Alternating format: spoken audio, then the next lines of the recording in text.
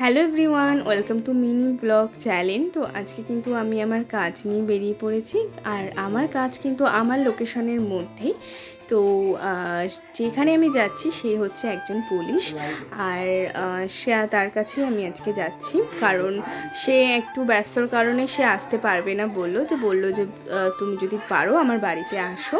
বললাম ঠিক আছে, কোনো ব্যাপার না। তো তারপরে আর কি আমি পার্লার বন্ধ করার পরে আমি আমার লোকেশন অনুযায়ী যাচ্ছি।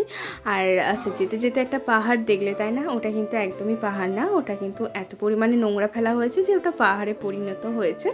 তো তারপরে একদম দেখো, আমি কিন্তু টোটো থেকে নামার পরে আমি আমার লোকেশন বাড়ি যাচ্ছি। আর এত সুন্দর দেখো রাস্তাটা, এখানে কিন্তু ভালো ভিডিও আর ছবিও খুব ভালো আসবে। তো আর কি, তো চলো তারপরে আমি আমার লোকেশন বাড়ি যাচ্ছি। আর এই যে শেষ মাথায় হচ্ছে তার বাড়ি। আর তারপরে তো আমি হাঁটতেই থাকলাম, কারণ অনেকটা ভেতরে, এত ভেতরে টোটো আসতোই না।